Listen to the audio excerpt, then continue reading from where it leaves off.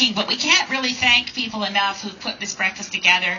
To Heather McIntosh, who was the candidate last time, who pulled together our wonderful green breakfast here. And I think the green breakfast here is not just the food, it's how green it is. Everybody was enjoying the fact that we have real plates. And we're really watching out on the garbage front. We walk the talk as Greens. We really try. And that's a tribute to all the volunteers who pulled things together. And I'm very excited about all the candidates we have running. I met a lot of them last night. We were at Rami Tittle's house. And Rami here this morning yet? I haven't seen her yet. She's a great candidate as well, and she hosted us last night, so I got a chance to meet people. Of course, Janet Keeping is a wonderful inspiration as a provincial leader. It is true that we now have elected, since I was elected in May 2011, we have elected Greens, despite all the obstacles of the horrible first past-the-post voting system.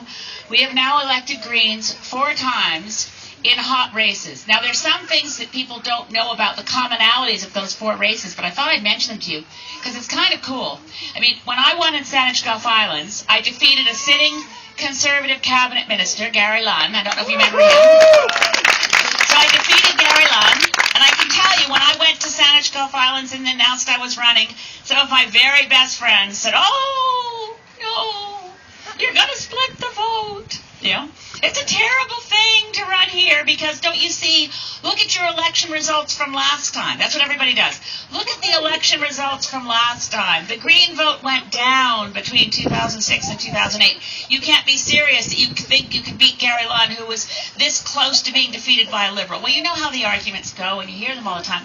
In any case, in Saanich Gulf Islands, we took the Green vote from it was just about 11% in 2008. In 2011, it was 46% when I beat Gary Lunn by 7,000 votes. So it was a very positive result. But I want you to know that the media didn't see it coming at all.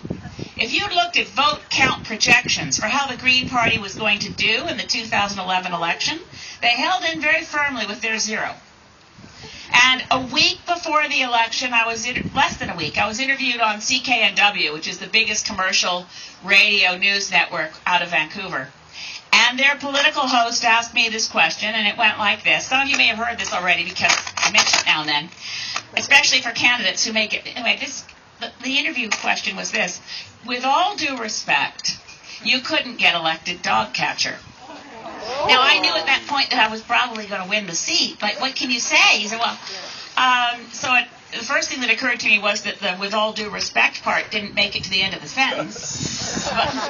But on reflection, I have to say I ended up agreeing with him.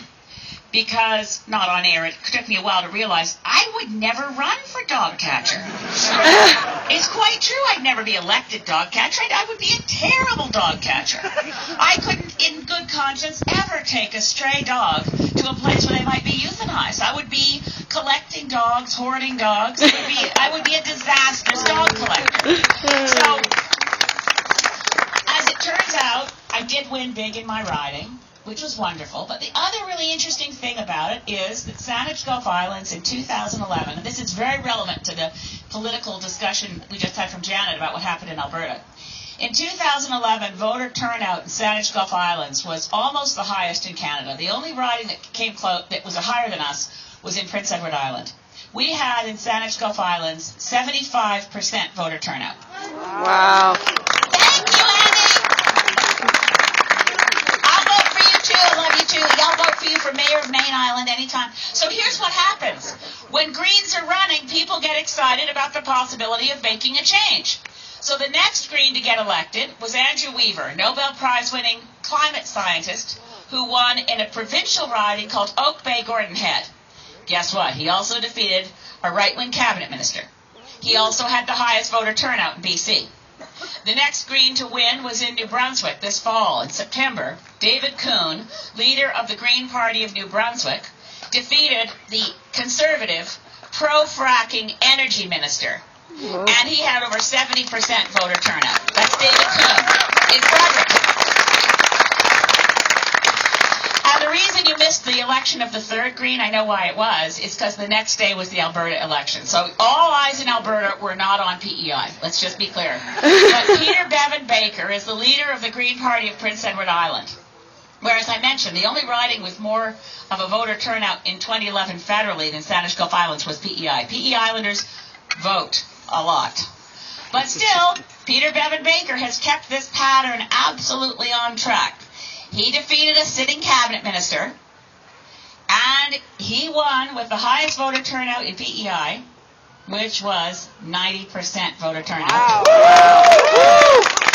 And he won with 55% of the vote, whereas the time before that it was less than 10. Every one of the ridings where Greens have won, had you judged your chances of success based on what happened last time, you wouldn't bother getting out of bed. But when you begin to realize that when you offer voters something they actually want, you can engage them in voting.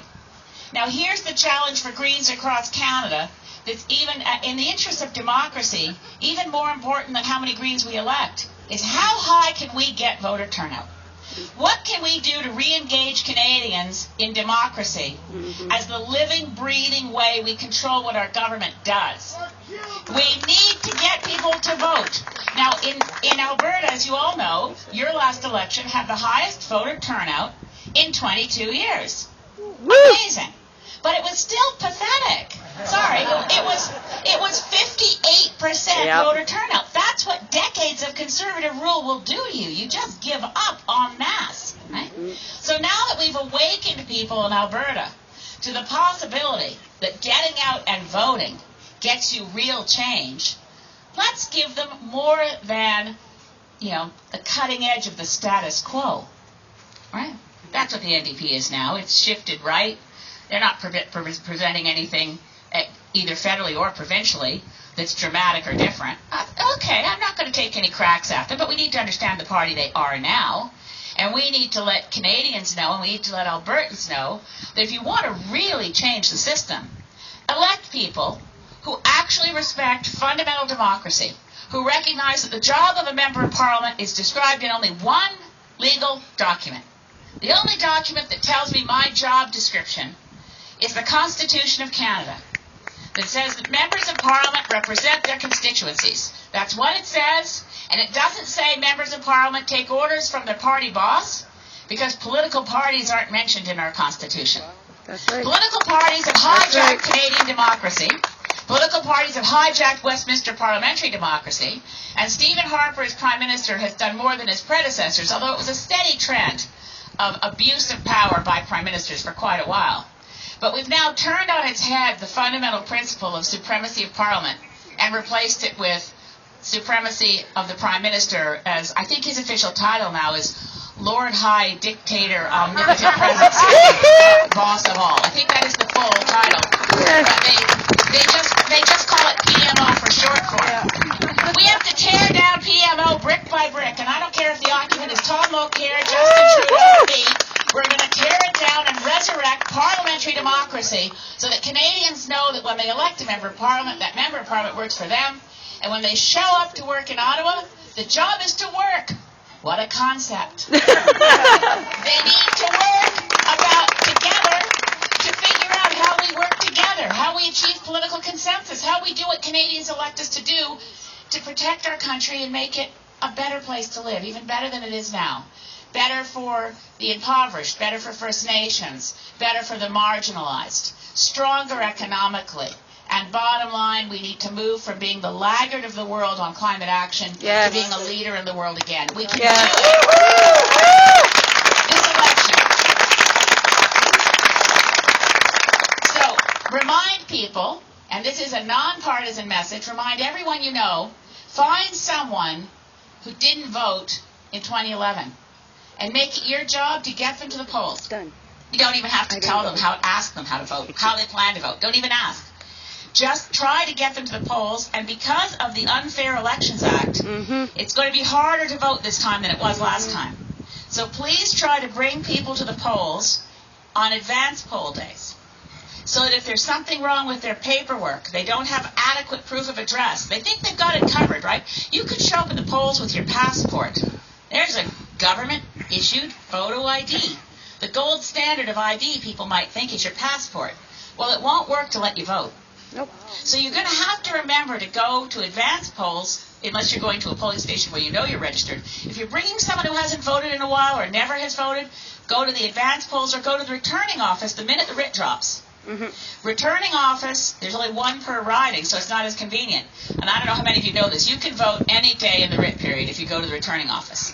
So you can both register to vote and cast your vote on the same day. Perfect. But don't leave it to the last minute for anyone who hasn't voted in a while or never has voted to ensure that their charter-enshrined right to cast their ballot in a democracy is not impeded by Stephen Harper's legislation.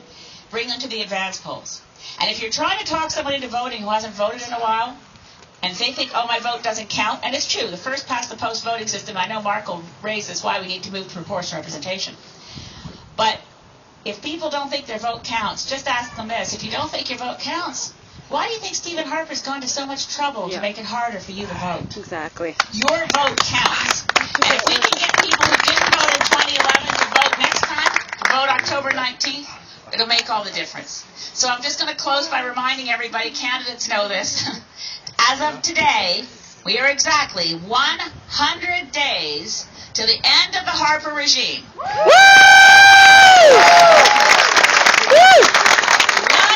days to a greener parliament. 100 days to a parliament that works together. A parliament where across party lines and across jurisdictional boundaries, we understand that we want a Canada that works, and we know a Canada works when we work together. Thank you very much.